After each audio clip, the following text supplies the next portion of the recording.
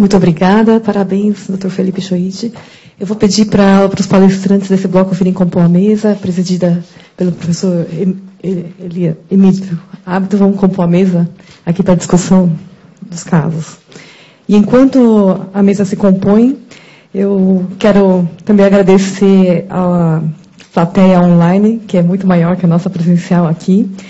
E tem uma questão do Dr. Paulo Feitosa, voltando ao bloco anterior, que pergunta, de maneira objetiva, se a elastografia ARF vai substituir a biópsia hepática em um futuro próximo. Eu passo a palavra à doutora Renata aqui, que vai respondendo enquanto a mesa se compõe. Obrigada, Marta.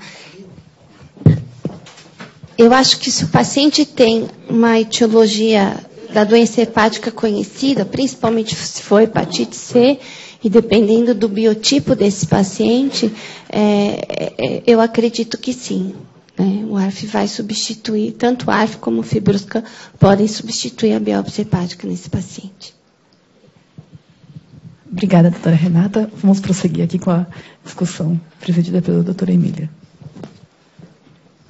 Bom, eu acho que houve uma cobertura do tema de forma praticamente completa, mas eu faria uma questão aqui, principalmente o doutor Roberto, né? Oswaldo, desculpe. Porque a válvula de Levine ainda tem um certo uso e indicação. Faça um comentário a respeito dela, que era o que nós fazíamos, aplicávamos há tempos, décadas. E qual é eu sou novinho. O malefício, digamos, o prejuízo dela em relação... Excelente. Eu sou novinho, eu fui da época que ainda existia a válvula de Levine. E eu fiquei muito chateado pelo abandono dela no Brasil. Existem centros americanos que usam a válvula de Levine como padrão e com resultado fantástico. E a válvula de Levine é um shunt que você põe uma válvula, você põe no peritônio, você corre pelo subcutâneo e vem até a jugular. Ela é uma válvula valvular, um dreno valvulado unidirecional. Só vem a CIT para a jugular. A grande complicação dela era a obstrução, por ser valvulado e de debris a CIT, acabava entupindo. O Bahia lembra dessa época de fazer sempre o controle dela, clorando contraste de um lado do outro, para ver onde estava a obstrução, e a infecção. E aí você tirava esses pacientes. Esses pacientes faziam manobras, né? Com a válvula de Levine, que você põe a válvula de Levine, você fazia manobras peritoneais para fazer a pressão abdominal, forçar a CIT a entrar pela válvula e vir para a veia.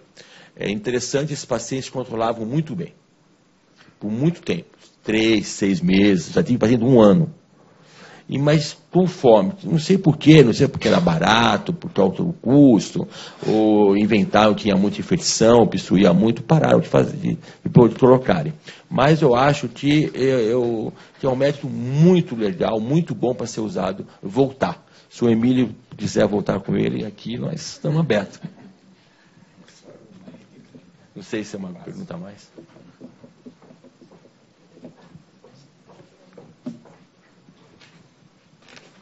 A indústria também bate para o Levine, né?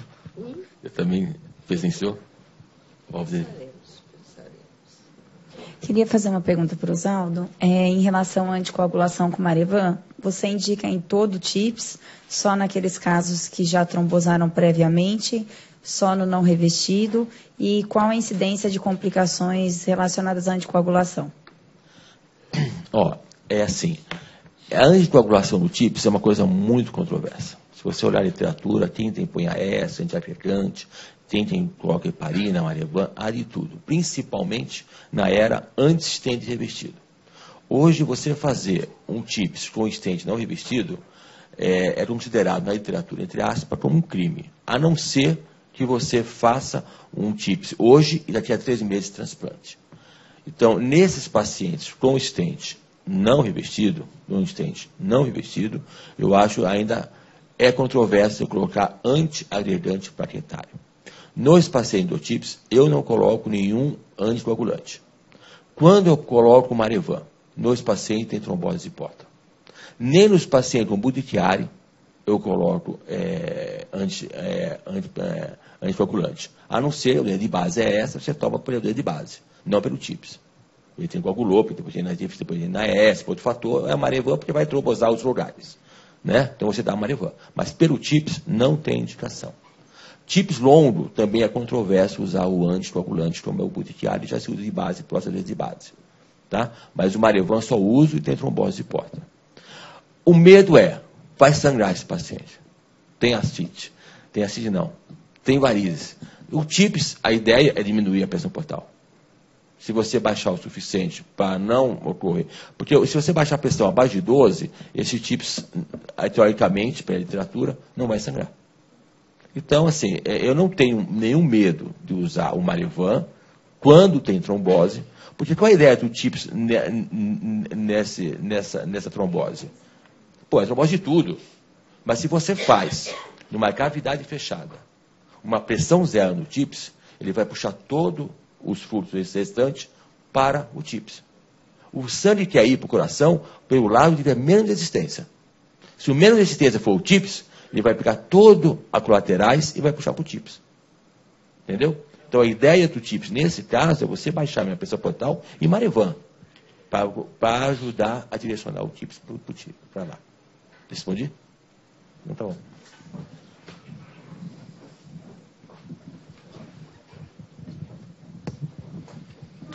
Obrigado. Bom dia. Queria fazer uma pergunta para a Michele. Você falou em peritonite espontânea nosocomial. Foi isso que eu entendi? Então, uma pergunta é essa. Como que eu caracterizo uma peritonite espontânea? Como é que eu digo que é nosocomial a peritonite espontânea? Essa é uma.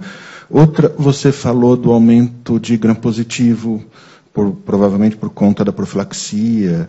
Eu queria saber se nós estamos falando do pneumococo, como é prevalente em algumas situações, ou se for estafilococo. Porque se for estafilococo, talvez não seja espontânea, talvez seja relacionada a punções anteriores.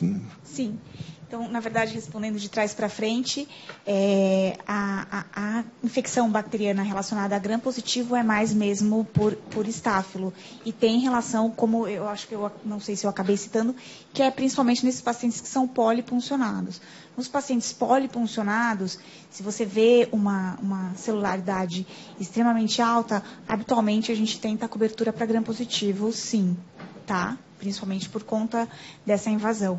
E a peritonite nosocomial, a gente considera como uma infecção de pacientes em ambiente que desenvolvem a peritonite em ambiente hospitalar. Então, eu puncionei esse paciente na admissão, ele não tem celularidade de peritonite bacteriana e na evolução desse doente durante a internação, ele é repuncionado por uma série de complicações e nessa punção eu tenho um diagnóstico de peritonite, o tratamento será com antibiótico de amplo espectro, porque é considerado nosocomial. Perfeito. Então, conceitualmente, não são peritonites espontâneas.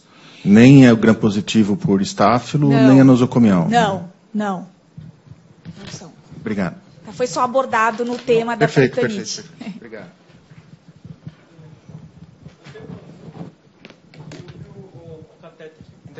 Eu tenho uma dúvida sobre o catéter intraperitoneal. Quanto ao aspecto da higiene corporal da pessoa. Porque no ambulatório a pessoa vai até limpa, principalmente o alcoólatras. Eu que trabalhei no pré-hospitalar, você olha a residência desse pessoal, sinceramente, dormindo com o cachorro no chão, a fogueirinha onde faz o fogão, sem luz, e o banheiro é uma fossa. E você tem uma porta aberta ali para a peritonite. Há a diferença? Há como triar isso daí? É difícil, mas você percebe alguma diferença? Ou como identificar essa pessoa e como tratar? Sem dúvida. Como eu falei, esse é um dreno de uso bem restrito do ponto de vista até sociocultural. Porque a gente tem que passar realmente por uma avaliação criteriosa quanto a isso. Higiene, grau de entendimento da gravidade do potencial que ele tem ao ter um catéter dessa natureza. Esse catéter ele funciona muito semelhantemente aos catéteres de diálise peritoneal. Assim, o princípio é basicamente o mesmo.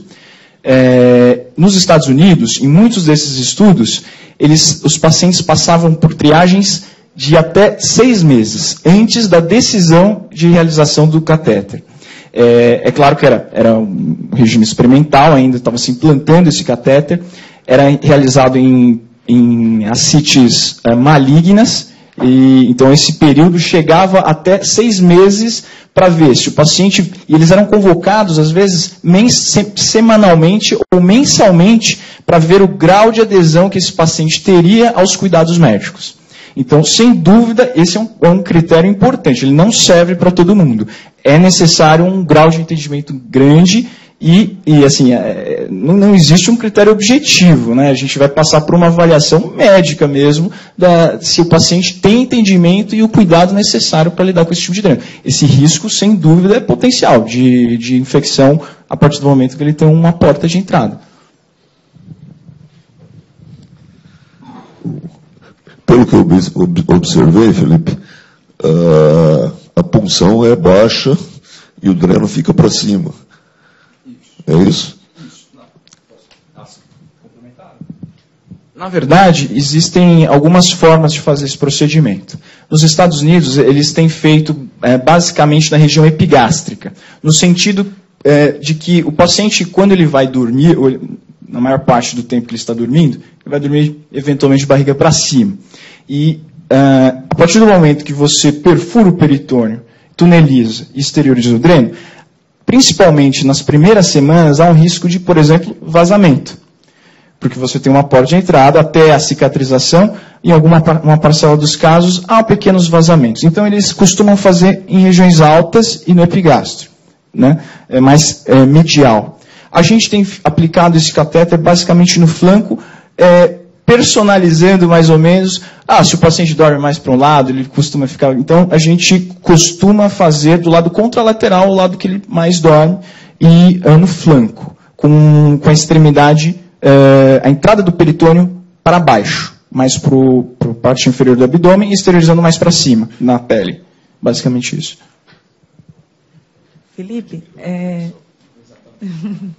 Felipe, aqui no Brasil, infelizmente, a gente tem um tempo de lista de transplante muito longo, né? Diferente de outros países, onde um paciente que é incluído por ascite refratária, ele transplanta relativamente rápido, que seria o tratamento de escolha. Tem algum relato, a gente imagina, eu estava até conversando com a Michelle aqui, que seja talvez complicado por ser talvez um foco de infecção e tudo, mas você viu algum relato na literatura disso, de algum paciente que chegou aí para transplante? Sim, inclusive na segunda série de casos, que eram de 46 pacientes, inclusive acho que ele é recente, 2015 ou 2016, dos 46, 7 eram pacientes que estavam na fila de transplante e foram transplantados. Sem nenhuma complicação do pós-procedimento. Eu acho que é de uso limitado nesse universo, no sentido de que é um potencial risco de infecção e, eventualmente, no surgimento de um órgão, ele pode estar na vigência de uma infecção. Mas em mais de um artigo foi relatado isso, claro, em casos esporádicos. Tinham 7 casos, é bastante até, mas isso, a princípio, não é nenhuma contraindicação a lista de transplante não é uma contraindicação para a passagem do catéter. Porque de repente, assim, a gente às vezes tem pacientes que ficam 1 ano na lista de transplante, né? O tempo médio no Brasil é muito alto, então talvez uma coisa programada, né? No sentido, está perto de chegar na sua posição de transplante e retira. Né? Isso. Isso é outra coisa. Essa retirada é uma retirada muito tranquila. Não tem nenhum risco de ficar vazando, de lesão de parede. É uma retirada muito tranquila. Aquela fibrose do cuff de poliéster é uma fibrose bem local. E ele fica relativamente de fácil retirada. Então, a princípio, mesmo nesses casos de infecção, que você tenha que tirar e colocar de novo, é uma situação razoavelmente tranquila, esse manejo. Eu acho que só vale comentar que a gente tem eu sou super a favor do TIPS e do Pleurex, mas eu acho que para esses pacientes de lista, ainda a gente tem a possibilidade do TIPS. Eu acho que talvez valha a pena a gente começar a pensar no Pleurex para os pacientes que são elegíveis e têm contraindicação ao TIPS, como, por exemplo, insuficiência renal, né? Então, talvez valha a pena, nesses casos, a gente repensar. Né? Inclusive, uma das coisas assim, que eu vejo como um procedimento muito legal, porque a gente vê na prática clínica que a maioria dos pacientes, inclusive, por exemplo, no ICESP, a gente faz de 15 até 20 paracenteses por dia. E a gente vê que a maioria dos pacientes, eles realizam a paracentese, são paracenteses de grandes volumes, e lá basicamente são pacientes oncológicos. Ele vai passar 1, 2 dias bem, e os outros 5, 10 dias, ele passa muito mal. Então, a paracentese de repetição é um ótimo procedimento, é o que dá para fazer, etc.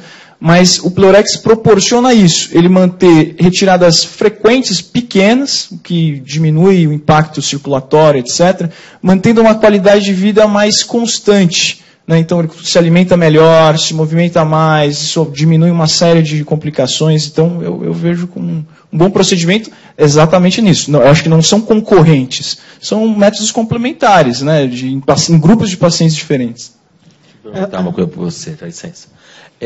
Nesses pacientes oncológicos, tem muito debris, às vezes. E não há oclusão, consegue tirar bem, tranquilo? Então, essa logo que ele foi lançado, era uma preocupação grande. E, na verdade, isso mostrou que acontece muito pouco.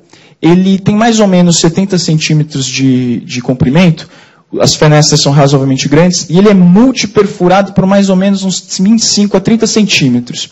Então, por mais que eventualmente haja um debrisinho, acaba se complementando pelas outras fenestras. Então, essa taxa de retirada, por exemplo, por mau funcionamento, praticamente inexistente. Felipe. Foi um tubo siliconizado, né? Posso perguntar? Tirando o paciente oncológico, qual a vantagem que você vê nesse tipo de drenagem, considerando que já existe uma válvula de Levin que foi abandonada?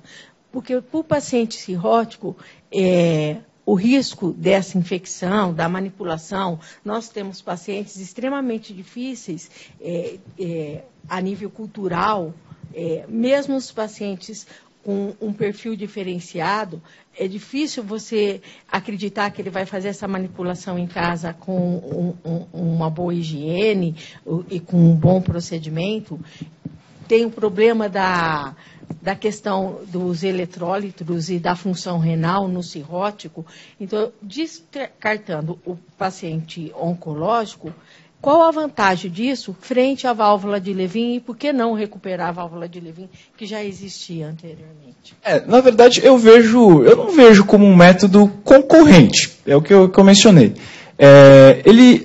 Eu acho que a grande aplicabilidade dele eu acho que o doutor Oswaldo pode falar muito mais da parte técnica da válvula, mas é um procedimento de extrema baixa morbidade do ponto de vista técnico da realização do procedimento.